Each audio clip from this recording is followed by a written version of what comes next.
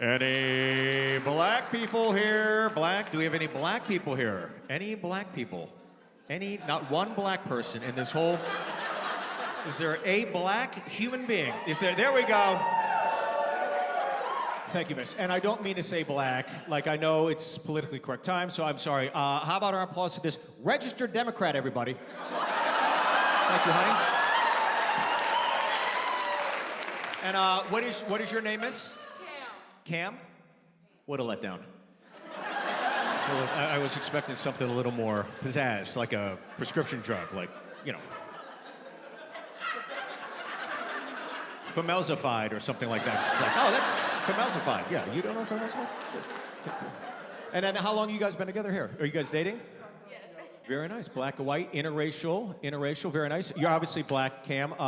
First white guy? Look at me. Look at me. Were there other white guys? Or is he like, oh, you're my first? Was there, because you dated black, obviously, but were there other white guys? Look at me. Were there other?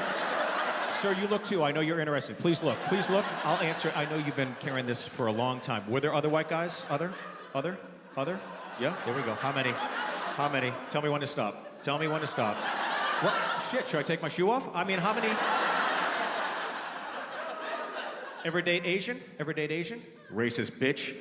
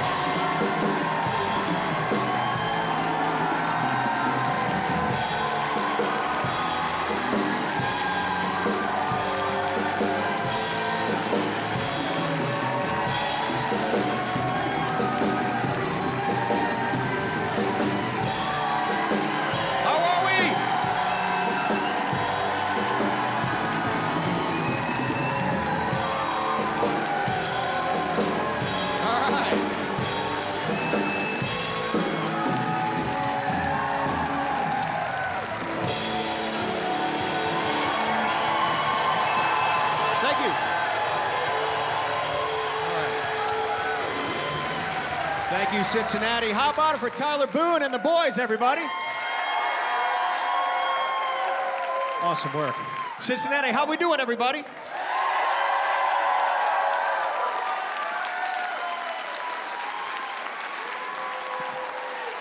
Hey! How about that P. Diddy, huh? P. Diddy. In jail, I don't think he's ever going to get out. His name went from Sean Combs to Puff Daddy to P. Diddy. And now that he's in jail, I came up with some new names for him. Cuff Daddy, Cream Puff Daddy, and my personal favorite, please don't put your pee in my ditty.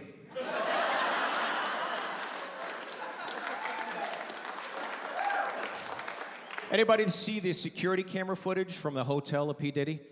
Oh, I saw that. I thought, boy, he would have made a great Baltimore Raven.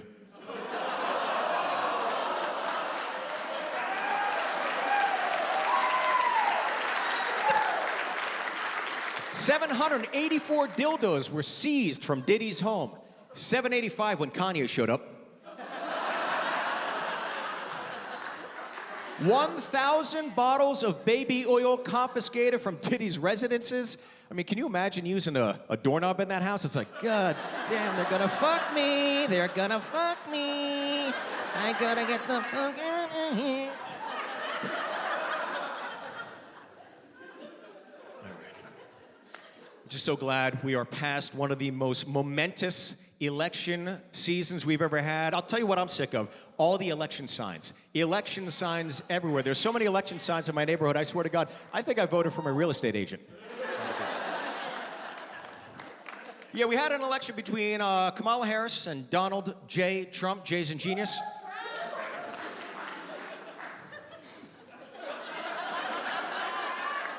And no matter who ended up winning, we were always going to end up with a person of color.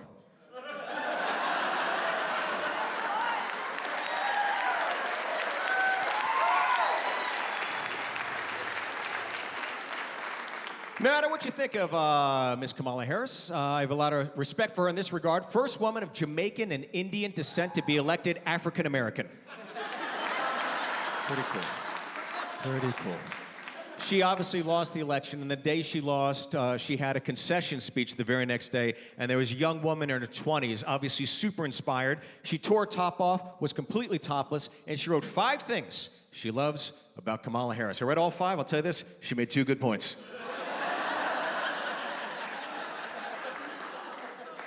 Talk about her tits. That's what they... That's why they're all laughing. You look confused, but it's her titty. The tits are the 2 good... Yeah, whatever. Yeah, Trump obviously won. You think about the last few years he's had, right? 2 impeachments, 4 prosecutions, 2 assassination attempts. I mean, I really think Democrats are just hoping for a slippery shower at this point. Still speaking outside after 2 assassination attempts, still speaking outside. He's speaking behind bulletproof glass, and it's very effective. Not one pussy's been grabbed.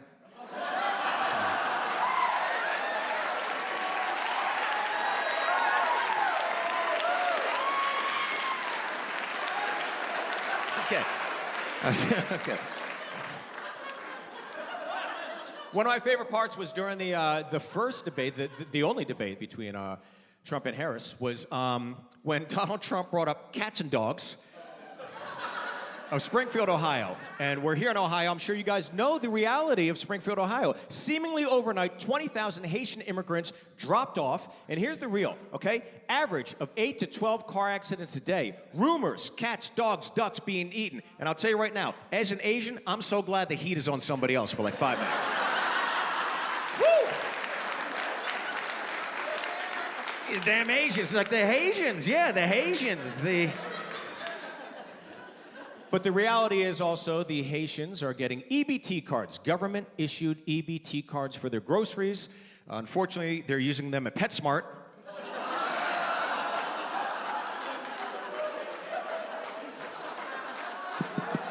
Hello? Hello? Donald Trump obviously succeeded in winning the election. He is our president for the next 4 years, and a lot of people are not taking it well. I find it very ironic that the 4 angriest people on television are named Joy, Whoopi, Sonny, and Joy.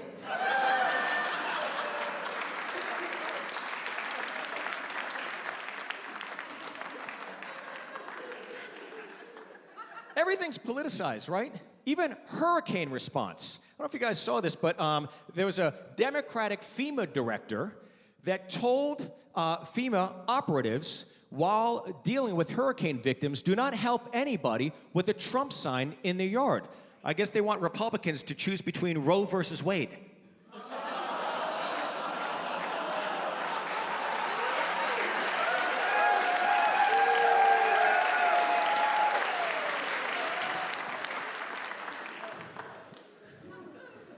Took you guys a second, huh?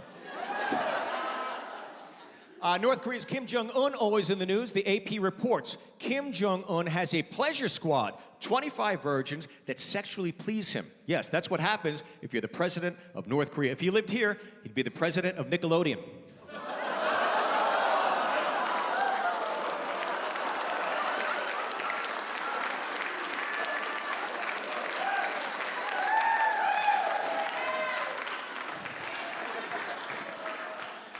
Country music legend George Strait said he's going to take old songs from his catalog, re-record them for a younger generation. Going to start off with this country classic, All My Exes Have Changed Their Sexes.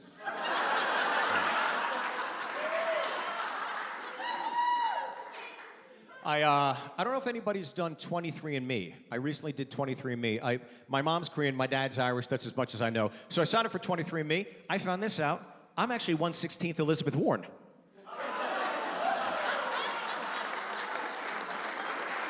Elon Musk, always in the news. Elon Musk obviously acquired Twitter, rebranded it X, and now there are rumors he may buy CNN for $5 billion. No word if the Clintons are willing to sell, but...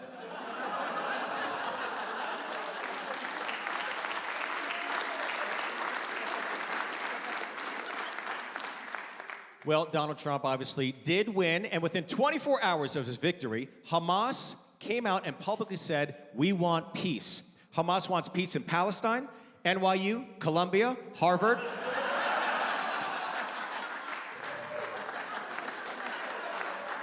Some feel post-October 7th that Benjamin Netanyahu has gone excessively too far. Thus, Hezbollah and Hamas have branded Benjamin Netanyahu a global terrorist. It's odd they could give their highest honor to a Jew, but...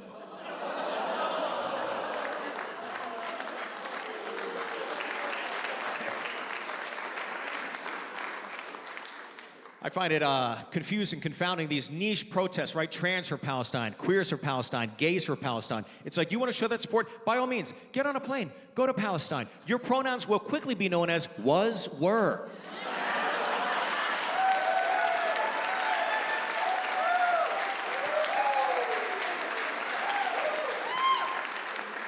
You know, no one's talking about Iran. Iran funding all the terrorism via Hamas, Hezbollah. No one's thinking about Iraq. Iraq caught in the middle. Think about this. Iran launching missiles over Iraq into Israel. Israel launching missiles over Iraq and Iran. It's the first time Iraq has ever observed Passover.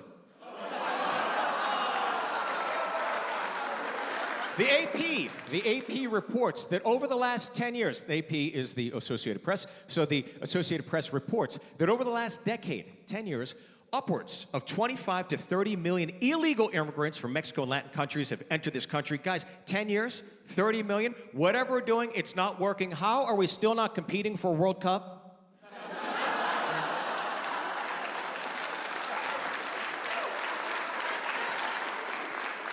But Donald Trump did win his election, and he said within the first 2 years he will deport upwards of 8 to 12 million illegals back down south. And if he does do that, who will root for the Raiders?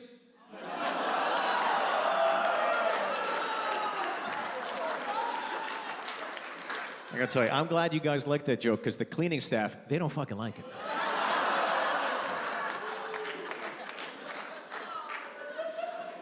Okay. Some very sad news out of El Paso, Texas the other day. 4-car pileup, 86 confirmed dead.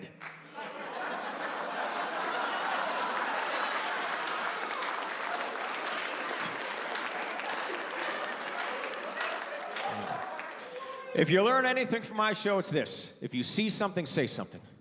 If you see something, say something. And you best believe I do. Recently, I called 911. Yes, I was watching women's Olympic boxing and I saw a suspicious package. All right.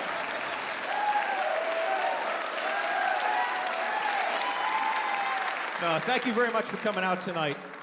There's a question I get asked every single show. This is the question. Why do you wear a suit when you perform?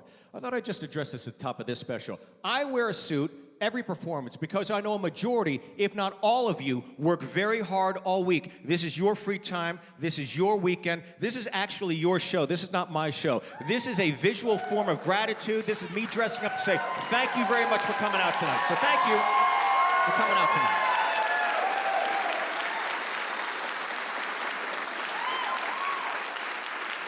You see, as an American, I believe in giving you a great product, so I dress up. As an Asian, I have to give you a discount. That's why I'm here in fucking Cincinnati.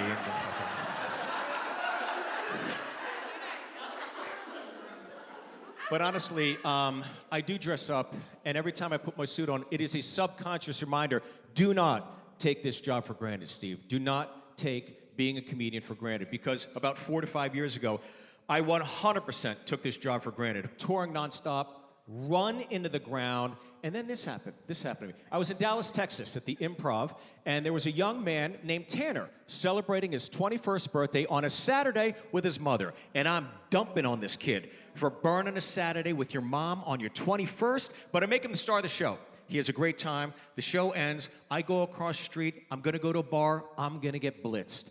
And then Tanner's mom came over to me and she tapped me on the shoulder and she said, "Hey, was that you that pulled up in a Saturn?" I'm joking. She said, "Hey, thank you for making my son's evening." I said, "Miss, thank you guys for being such great sports." And then she said this to me, "My son has had 8 open heart surgeries since he's been a young boy. Always been homeschooled. He does not have a social life." So on his 21st birthday, I said, "Tanner, what would you like to do tonight?" And he said, "Mom, tonight I just want to laugh." And I'm telling you, The minute that landed on me, everything recalibrated. Everything. I realized how selfish I am, how selfless I need to be, put the audience first. Every time I have a microphone in my hand, I give you guys the best show possible. So that is my mandate tonight. I hope everybody has a great time tonight. Honestly.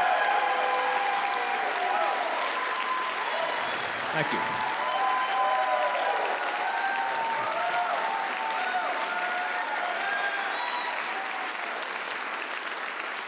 Now, if I got cracked up there a second ago, it's because, unfortunately, Tanner's mom reached out to me recently and let me know Tanner passed away.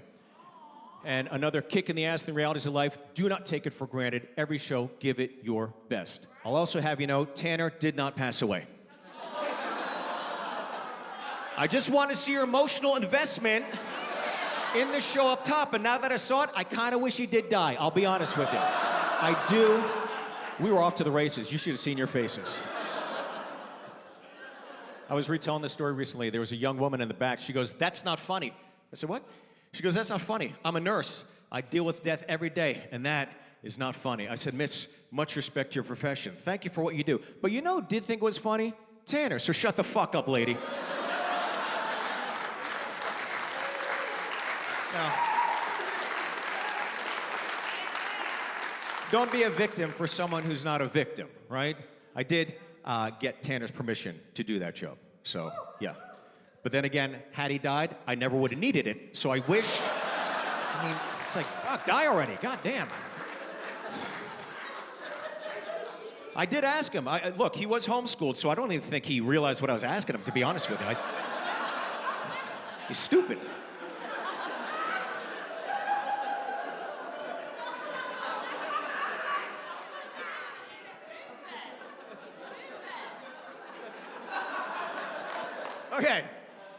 Okay.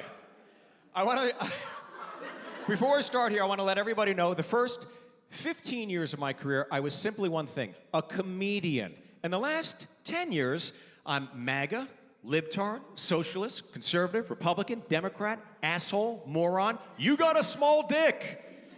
I've heard all these things. Proceeding forward, I'm here to let everybody in this room know I am one thing and one thing only. I am a comedian. I'm here to tell jokes. Everybody's gonna get it. I disagree with every one of those labels, except for the last one.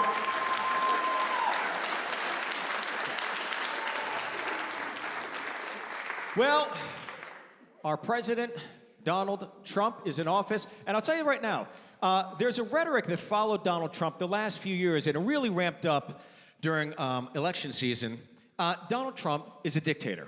Donald Trump is a dictator, right? That's what I keep hearing. Look, I'm a big fan of history, okay? Hitler, dictator. Present day, Kim Jong-un, dictator. I think the only commonality Donald Trump truly shares with Hitler and Kim Jong-un is that the three of them should sue Supercuts. That's it. That's it.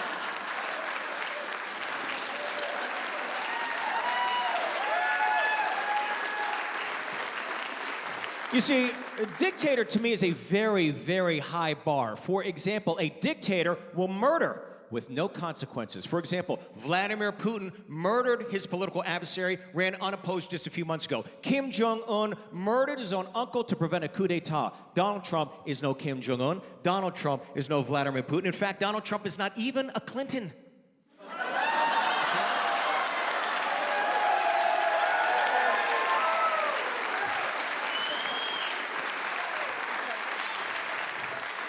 Now, if I were to objectively, because I'm not emotionally invested in politics, if I were to objectively define Donald Trump, I would say he's a narcissistic capitalist, okay? And then there's the argument, well, he's a liar. Guys, all politicians lie. But Donald Trump is ego-driven, and he's braggadocious about his greed. In fact, he's the only president I've ever had in my lifetime that has merch. And this shit's all over the map. I mean, gold sneakers, Bibles, snakes, coins. He's turning the White House into a goddamn Cracker Barrel.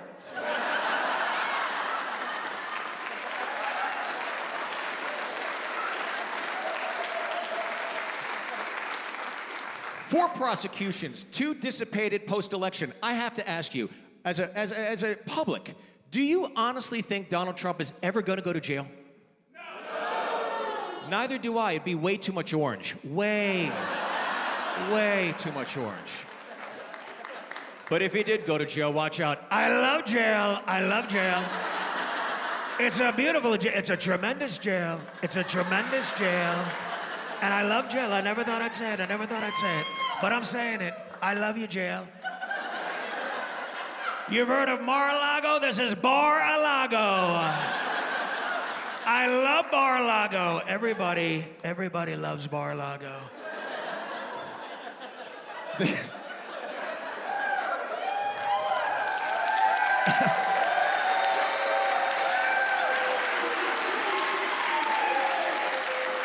Everybody loves Bar-a-Lago. The inmates, they love it.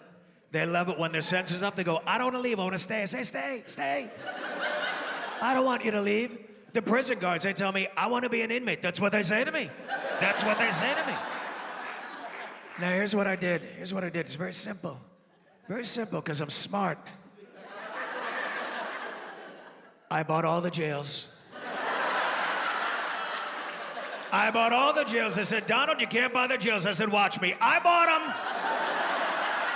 I bought them all, and I combined them, and I made Mexico pay for it. I really did. I really did.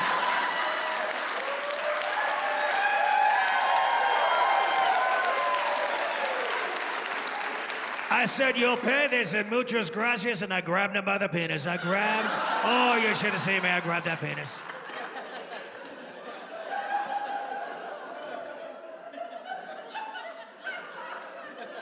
I'm sure you know everything is politicized, right? Maybe some of you came to a comedy show to escape politics.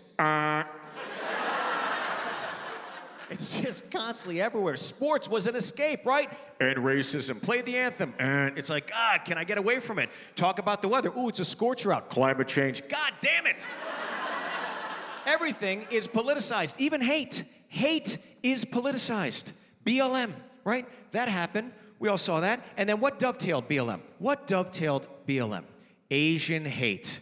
Remember? Asian hate was everywhere for a year and a half, and then disappeared. It's gone. You never hear about it any longer. Congratulations, America. We solved it. Nobody hates Asians anymore. Wrong. Still happening. I went down the rabbit hole, and I'll explain it to you, okay? When it's an Asian hate crime, by the way, any hate crime, it takes two races to create a hate crime. But with Asians, you only hear one, Asian. Asian hate crime in the headline, right? Then Asian hate crime even in the picture. You've all seen these security camera pictures of Asians getting hit, right? That's what it looks like. We've all seen these pictures. But you two, Filipino, Asians, we know what it sounds like. See, when an Asian gets hit, it sounds like this. Ooh!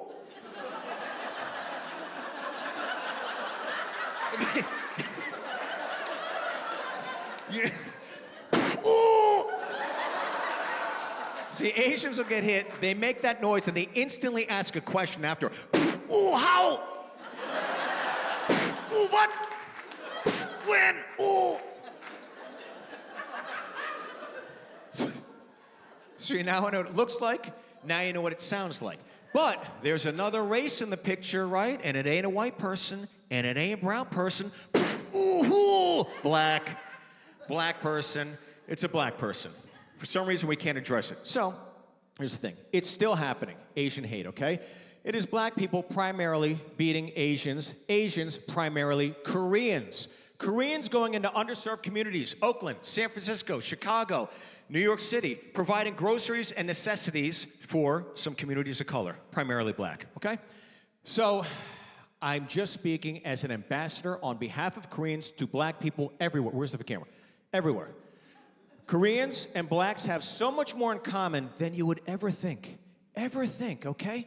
Koreans and blacks, we both love barbecue. Both love barbecue, okay?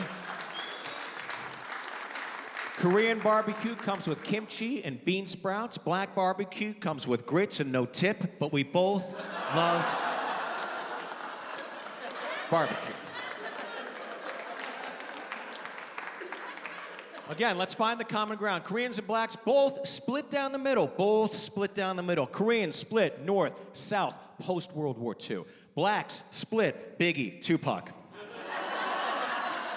Beyonce's country album. Some love it, some hate it. Time will tell. Koreans and blacks, both enslaved. Both enslaved. Obviously, we know the slave trade history in this country. Koreans enslaved by the Japanese. Did you know that? Koreans were enslaved by the Japanese. Now, it's one thing to be enslaved by somebody that looks the complete opposite of you, black and white. It's another thing to be enslaved by somebody that looks exactly fucking like you. Hey, you go pick that up. Hey, you go pick that up. Hey, you look like me. You look like me. And last but not least, Koreans, blacks, please, let's get along. Wiz Khalifa, black or yellow, black or yellow, black or yellow, black or yellow, black or yellow, black or... That's not about Pittsburgh, that's about Rush Hour, guys. Come on! Please, black people, heed my warning. This is a warning flare. Do not push Koreans too much further, because if you do, you won't like it. Does anybody in this room know the last war that the Koreans won? Anybody? The LA riots.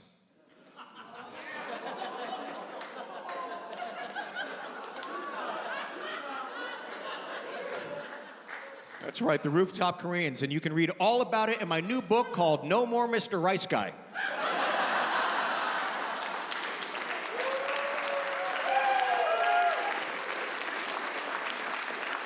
Anybody have a mom? What do you love most about your mom, miss? She works. We're done, thank you. I'm joking, I'm totally joking. What was that, miss? What do you love most about your mom? She works really hard. She works really hard?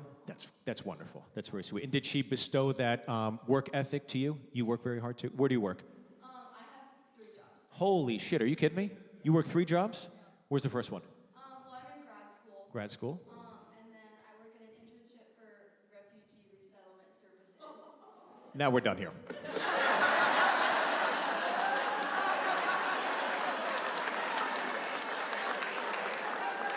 I work for Refugee Resettlement Services. Guys, Springfield, Ohio is right here!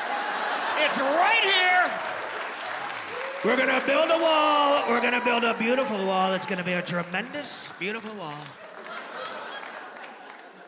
Well, that's very sweet about your mom. That's very sweet. And all the best to you, miss. What's your name? Marley. Marley. Of course it is. Thank you guys for watching another episode of Marley and Me. Okay. My mom is Korean. My mom recently shared something with me I never knew. I never knew this about her. I couldn't believe she kept this. Especially, it's very significant. Okay, here's what happened.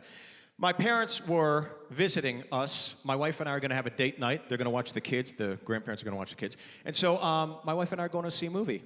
And on our way out, my mom says, "Oh, what are you going to go see?" Actually, she didn't say it like that. She said, "Hey, what are you going to go see?" So... she says, "What are you going to go see?" We go, "Oh, we're going to go see Oppenheimer." And my mom says, "Oh, we were there." I go, "What?" She goes, "Yeah, my family, we were there." I go, "What, at the premiere with Christopher Nolan? Like, what are you talking about?"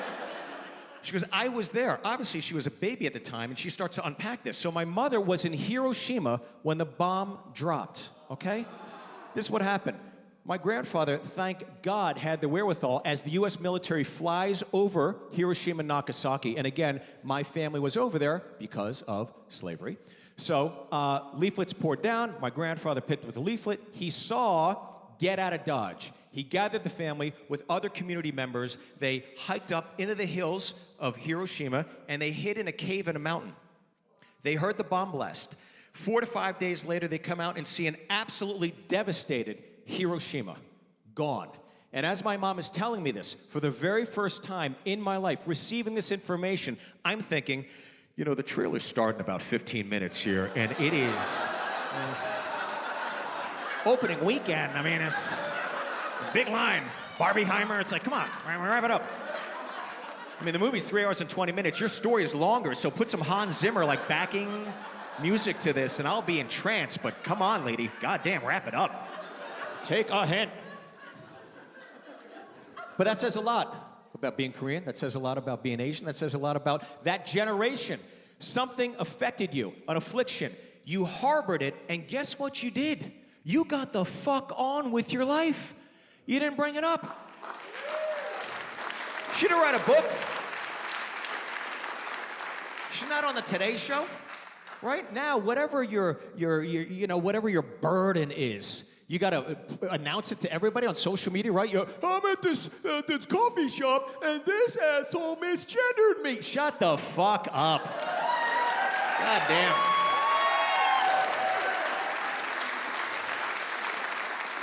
And then flip you upside down and see what body part. I mean, come on. Unbelievable. My mom survived an atomic bomb blast and never brought it up. Unreal. She could have busted that card out at any time. I was a struggling comic in my 20s. I'm a struggling comic now. I was a struggling comic, New York City, right? 9/11 occurs. I'm on the Lower East Side. I rush up to the Upper West Side. I watch for 4 to 5 days with my parents, hubbed up, watching CNN. Any moment I could have gone, Mom, look at this. Look at this. 3,000 people died. Ooh. Ooh.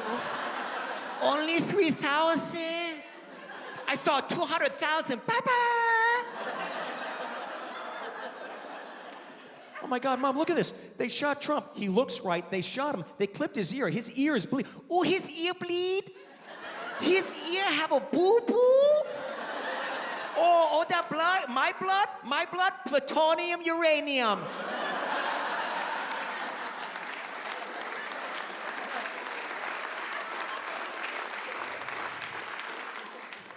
You want to talk about Asian hate? How about Asian self-hate? My mother, a Korean in Hiroshima when the bomb dropped, married a U.S. service member that had the bomb and dropped it off in Hiroshima. That is Asian self-hate, people. We'll cut that one out. That's the first time that joke didn't do well. And I blame you, bitch. So, here's an example of Asians not having outrage and just kind of going about their business. I'm sure some of you guys use Spotify, Amazon, streaming music, iTunes, what have you, right? Do you know that Google had its own music streaming service? It was called the Google Jukebox. That's what it was called. Yeah, the Google Jukebox. You can't even Google this, by the way, because Google scrubbed it. You can't find it, because it only lasted 72 hours. You can find it on Reddit, but I remember. The Google Jukebox. A marketing firm came in and said, guys, you cannot call it the Google Jukebox. We got to compact this. So we're going to call it Gookbox.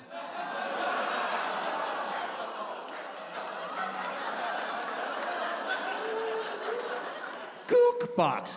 You think in the tech world, there'd be like one Asian at a board meeting like, whoa! A few questions here, folks. This marketing firm was very successful. They've had other contracts. I did a deep dive on them. Nigeria's second biggest export, petroleum gas. The company, Nigerian Petroleum Gas. But again, the marketing firm came in and said, guys, you can't call it Nigerian Petroleum Gas. We got to compact it. So we're going to call it Niggas.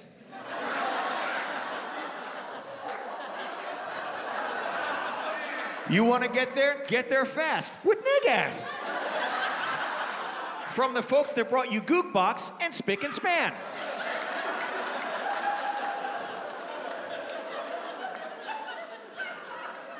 I'm not gonna lie, that was a fucking dicey joke. That was the one I'm most nervous about, and then I did it, and I heard you all laugh, and I was like, okay, cool, we are gonna storm the fucking Capitol tonight. Absolutely. Fuck yeah. All right. Whew. Got past it. Okay. I try to expose myself to different experiences. I was recently in Baltimore, Maryland. I travel all the time. I needed a haircut. I saw this spinning red, white, and blue barber pole. I walk into a barber shop. I'm the only one in there. And looking around, and then before I know it, a gentleman walks into the barber shop. Obviously, he works there. And I realize he's black. He's black. And I realize, I'm in a black barber shop. I've never gotten my hair cut in a black barber shop ever. So he's like, hey, you want a haircut? I'm like, yeah, from you. Yeah, I'd love a haircut from you. Yeah, because I'm not, I'm not racist, 100%. Yeah, whatever you want. Yeah, fuck yeah, let's do it. So I sit down on the chair, and he spins me away from the mirror. Now I can't see what's going to be happening to my head. Okay, and I'm looking at posters of Mike Tyson, a pit bull, and Malcolm X. Not even like the Pitbull the rapper, like the meanest Pitbull I've ever seen in my life, okay? So I'm spun away, I'm staring at these posters, hardcore hip hop, thumping the whole time. He's like, so have you ever been here before? I'm like, nope, never been here before. He's like, where do you normally get your hair cut? I'm like, somewhere with a punch card. Do you have a punch card? No? Okay, because I'll be interested in getting a punch card, because I'll be back. So now, he's touching my head. He goes, you want me to line it up? I'm like, yeah, I'm the only one here. Do I have to line? Yeah, let's line it up. Line it up, sure. So now he starts cutting my hair. And now I'm just like, again, I can't see. I'm just picturing like a high top fade, a staircase, the zzzz in my haircut. Like the back is just cornrows. It's like Dog the Bounty Hunter, but for black people. Like 3 horrendous haircuts on one head. And I'm just picturing all this shit on my head. I'm thinking, oh my God, the next 3 weeks, every picture I take is gonna have to be like prison style. I'm gonna be like, you know. So we're making small talk, and he finds out I'm a comedian, and I say, you know, how about this? How about for every time I hear the N-word, I get 25 cents off my haircut? He goes, bet. So we dab, right? And then he continues to cut my haircut, and now we're ready for the big reveal. Are you guys ready? He spins me around. I look at myself in the mirror. He's combed my hair forward, cut it straight across, and now I look like Spock.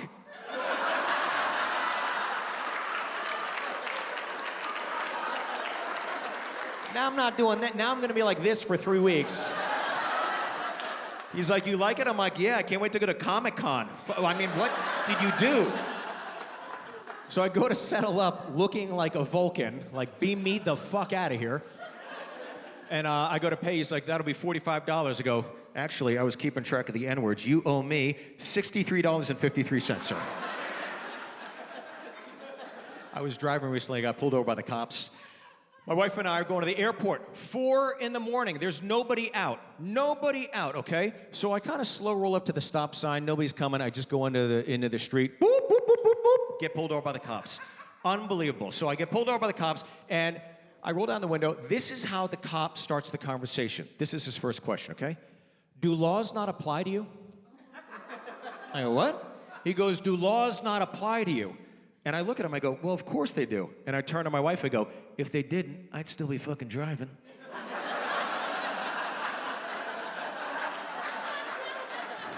So she starts laughing, I'm laughing, he goes, is that funny? I'm like, dude, I'm sorry, I'm a comedian, I'm going to the airport, I'm going to a show this weekend, I apologize. I definitely went through that stop sign if that's what this is about.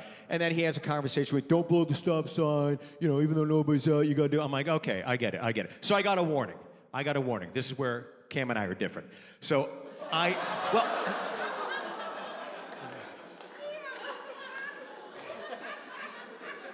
she's laughing. So I got a warning. But I replay the experience in my head, okay?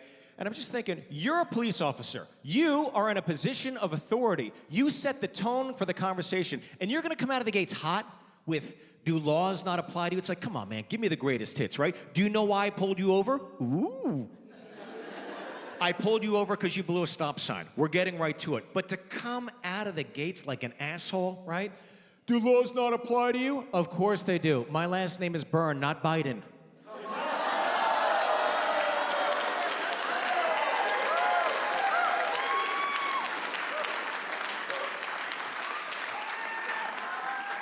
I thought you guys might like that joke. Anybody watch the news anymore? No. I used to love the news. I used to love watching the news, and then I got disillusioned with the news. Now I watch the news to see how the news is being deciphered to me. What's the narrative behind the news, right? I lost faith in the news during COVID. Maybe not for reasons you all may think, but here's what happened with me, okay? COVID hits us, we're all at home, and there's a spike rate for the rest of the world. It's like a 12-degree angle, right? But here in the United States of America, that spike rate is like a 45-degree angle. And we're all sitting at home going, whoa, why are we being affected more than any other country in this world? And the media comes back, guys, here's the thing about COVID. It affects 2 types of people. 1, 65 and older. We have a baby boomer generation, tens of millions, so it's gonna be pretty immense. And number 2, people with respiratory issues. Respiratory issues. Does anybody know what respiratory issues is? It's political correctness for fat. You're fat. The media had a moment in time to look at us and go, guys, the reason our healthcare industry is wrecked is because we're fat. So let's get healthy as a country. Here's some incentives. Here's some things we could do. They never did that. They said, here's what you got to do. Get a shot, put a mask on. At the very least, they could have said, put a mask on and keep it on. And stop guzzling down 32 ounces of Mountain Dew, you gluttonous, rotund fucking slobs. Honestly. You see, here's what I learned. I went down the rabbit hole, okay? 39% of this country right now is overweight. 31% of this country is obese. That is 70% of this country is either obese or overweight. Not done. 7% of this country is severely obese, and that 7% only flies Southwest Airlines. Holy shit. Have you tried to pre-board a Southwest? I want to tap on the shoulder and go, excuse me, we have to go up. We have to go up in the air. What are you doing? When an armrest is a corset, come on, eat an apple. God. If you're gonna eat in bulk, you should fly in bulk. This is all Costco's fault. Costco, you're on the hook. Costco should have its own airline. They should just go from city to city, picking up these 75 to 80 bodies, right? Just taking off and sputtering at 6,000 to 7,000 feet, taking down kites and drones. You don't get to check bags because Costco doesn't believe in bags. No in-flight meals, you just get samples. And there's no seats, pallets. Every fat ass has got to sit on a fucking pallet.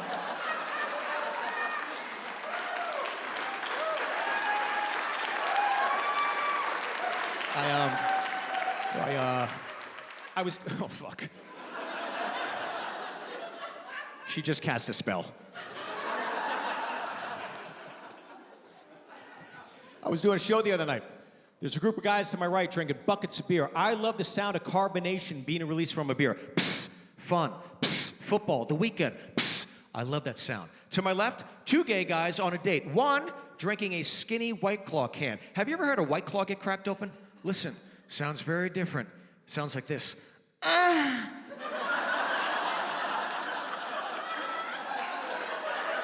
Ah, what kind of bar?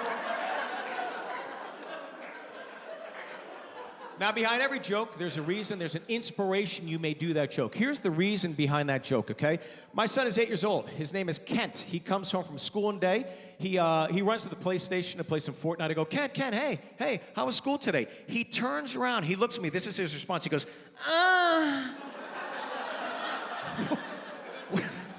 What are you doing? Don't do that. You don't even know what that means. Where did you hear that? He's like, on the bus. I'm like, are you riding the bang bus? What bus? Are you hearing people ejaculate? So as the day goes on, I keep laughing to myself. Eventually, my wife comes home. I go, Jess, why don't you ask your son how school was? And I wink at my son. She goes, hey, Kent, how was school? He turns around and goes, She goes, no, inappropriate, don't do it. I'm dying laughing, laughing. There's a shirtless 8-year-old in mesh shorts going, So it becomes an inside joke for my son and I, okay? And about a month later, we go to a Mexican restaurant, we're eating some tacos, and I lean forward to my son, I go, Kent, how are your tacos? He leans forward, he goes, oh, Daddy. Oh.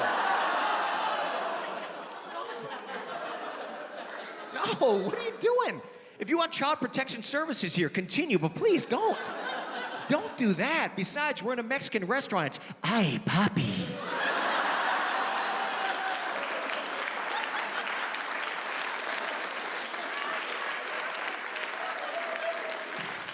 Now, should I be surprised that my 8-year-old son is doing a hypersexualized joke? To me, a grown adult, these days, with trans debate, pronouns, sex in general, permeating the education system and social media earlier than ever before, I'm not surprised one bit. Before I go down this rabbit hole, this tangent, I like to let everybody in this room know I am fully supportive of the LG HD TV. Thank you for your service, whatever you get.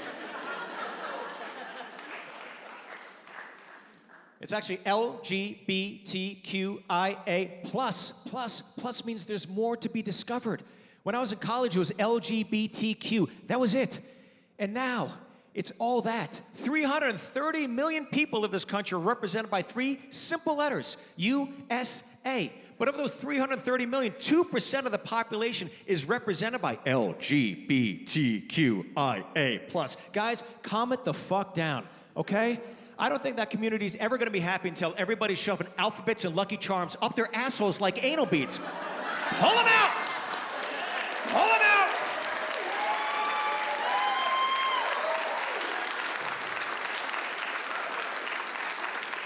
Relax. You're an adult. By the way, right now when I'm speaking as an adult, and I'm speaking as a parent. My kids are 12 and 8. They're right in the wheelhouse of receiving this information, okay? So if you're an adult, you choose to do whatever you want with your body. You're a man, you decide you're a woman, you identify as a woman, please, by all means, do it if it makes you happy. But if you're a man and you transition into a woman, wherever you work, you instantly make 33% less. Okay? You're gonna be a woman, be a real woman. My son, the other day, 8 years old, playing in our driveway, I heard him say transsexual. I know he doesn't know what that word means. He's 8. I guarantee he thinks it's Optimus Prime. But he knows the word. And because he knows the words, he's inquisitive. He will ask me. And I thought, geez, I better prepare myself. What if my son asked me, what is a transsexual? So I thought about it. This is what I'd say. Hey, Dad, what's a transsexual? Son, I'm so glad you asked me that. Here's what a transsexual is, young man. A transsexual, for example, is a biological male that identifies as a female. So according to science, that is a body of a man. But according to society, that is a woman. Okay? So I know this might sound confusing, so I'll make this very easy for you. It's like when your mom goes to Chinatown and she wants a Gucci purse, and she finds that Gucci purse, and it looks like a Gucci purse, and it feels like a Gucci purse, but son, that ain't no Gucci purse. That's a transsexual.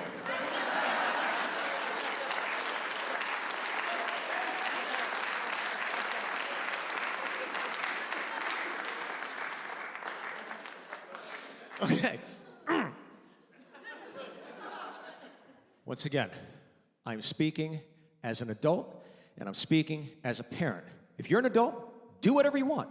But if you're a child, if you're a 12-year-old child, and you're a boy, let's say in a state like California, can you imagine?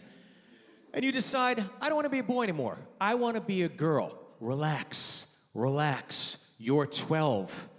You don't know your identity yet, okay? There are legalities involved with these things, okay? You gotta be 16 to operate a vehicle, driver's license, 18 to vote.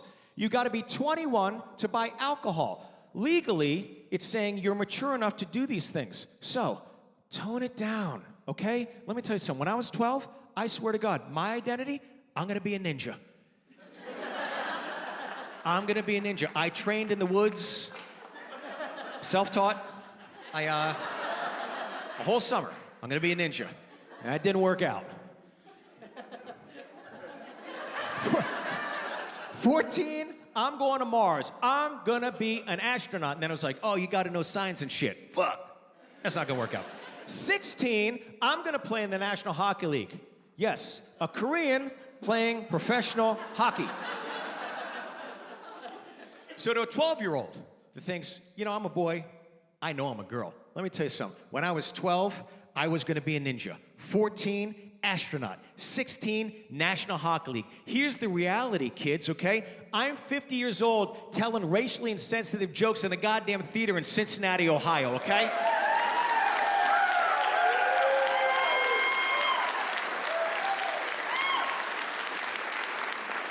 So don't be in a hurry to discover or think you know what you are. Turn 18, buy a gun, shoot your own dick off. I don't give a shit.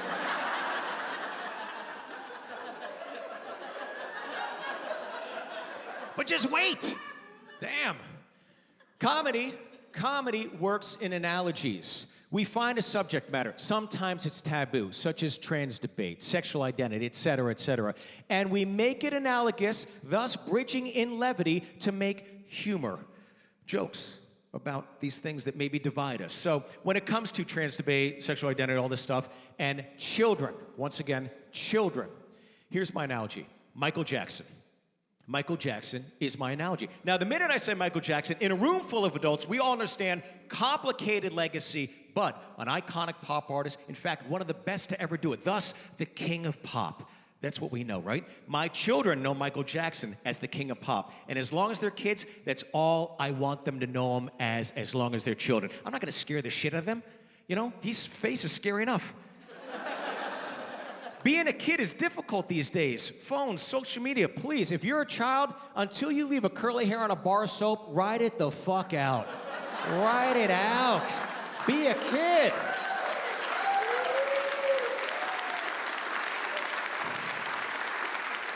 Don't you think for a minute, I don't go in my kid's shower, I lift up the bar of soap, I'm like, oh, there's no hair, we got another year of Santa Claus. They're still cute. So here's what I mean.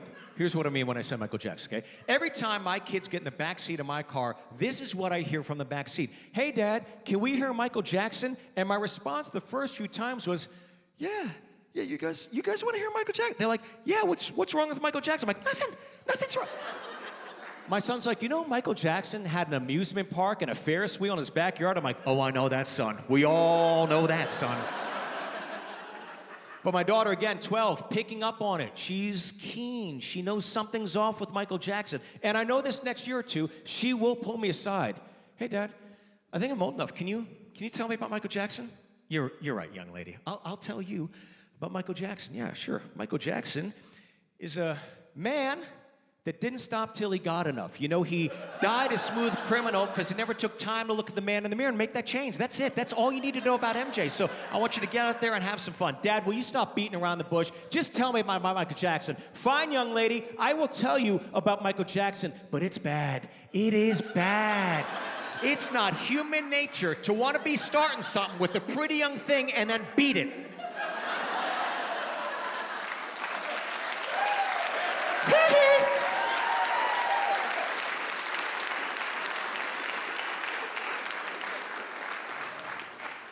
Well, I thank you guys very much for coming out tonight. I thank you for having me in your wonderful city. I want to thank Memorial Hall. What a gorgeous space this is. Beautiful. Beautiful theater. Thank you for making time. You know, I opened the show talking about mortality and the fact that comedy bridges the gap between you and I, me and you. We're sharing an evening together. We're laughing. It's great, and I don't take it for granted. I really, really don't. I was traveling recently.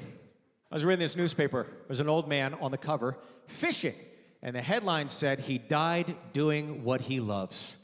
And we've all seen these kind of headlines, and it gives you solace knowing, oh, this person passed away, but they died doing something they love. That's nice.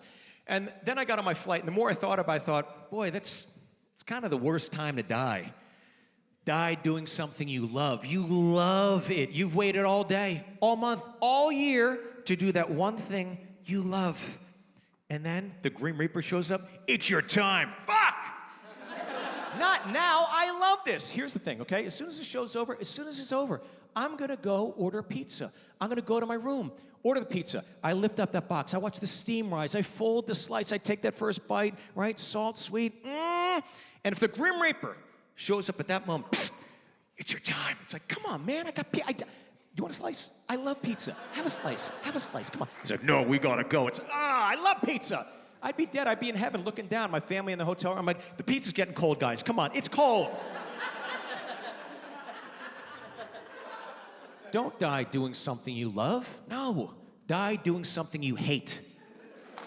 Die doing something knowing you'll never have to do it ever again because you're dead.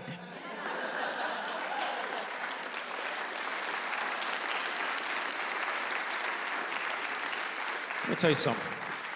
If the Grim Reaper showed up right now, I'd be the happiest fucking guy in the world.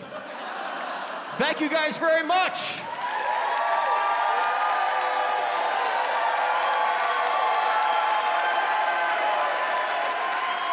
Did you all have a good time, Cincinnati?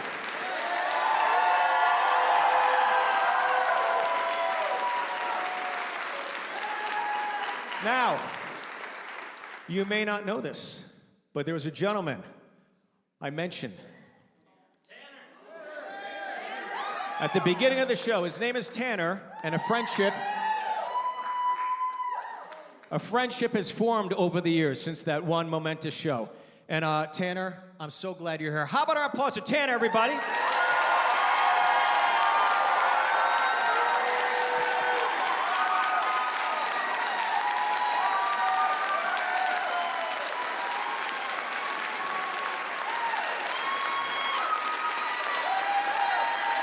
This is what it's about, people.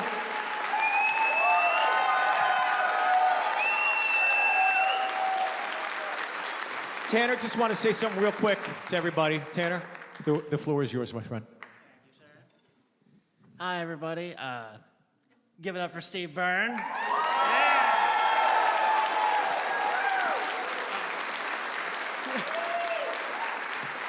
He's been a good friend for a couple of years, and like he said is true, I have had 8 heart surgeries starting from when I was 2, and I'm just happy to be alive and here.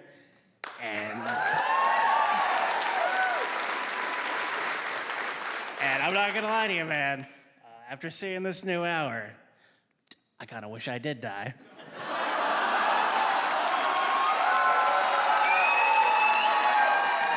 Hop on for Tanner, everybody. Good, boys. Hop on for yourselves. Cincinnati, how we doing? Did you all have a good time tonight?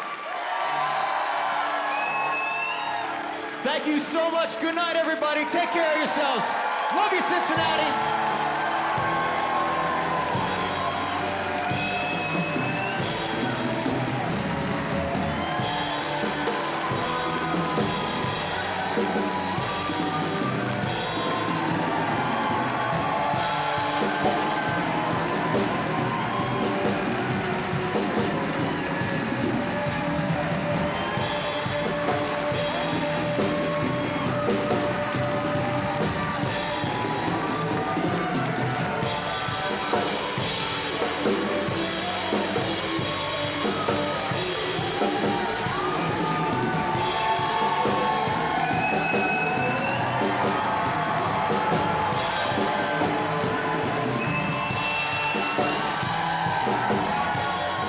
We got Indian. Am I correct to assume that? Are you guys Indian? Very nice. Are you guys twins, or do you just look like worse versions of each other? Sorry. I mean, you guys both have an astigmatism. You both look like you came from a long day at the pharmacy, or engineering, or a hospital, or something. Yeah. What do you do for a living, sir? You are an engineer. Classic. Classic Byrne. What's your name, sir? Pratik. I'm sorry? Pratik. Yep, I was gonna guess that. I knew it. I was gonna say that. So here's what we're gonna do right now. Sir, can you stand up, please? Thank you, by the way, for getting dressed up tonight. Turn around, please. Okay, what was your name again? Say it one more time. Yep. Just one more time. Say it real loud so everybody can hear. Pratik. Yep, okay. You're obviously white. What's your name? Mike. Exactly. Exactly. No shock there. That's Mike, that's Mike, that's Mike, that's Mike, that's Mike, that's Mike. Anybody could be Mike. I want you to look at him with your white devil eyes. And I want you to spell his name. Can you say it one more time? Say your name one more time. All right. Mike, do not insult this man. Okay? Diversity is our greatest strength. Now please, look at him with your January 6th vibe and spell his Indian name. R? You got the first letter? Sit the fuck down, Mike.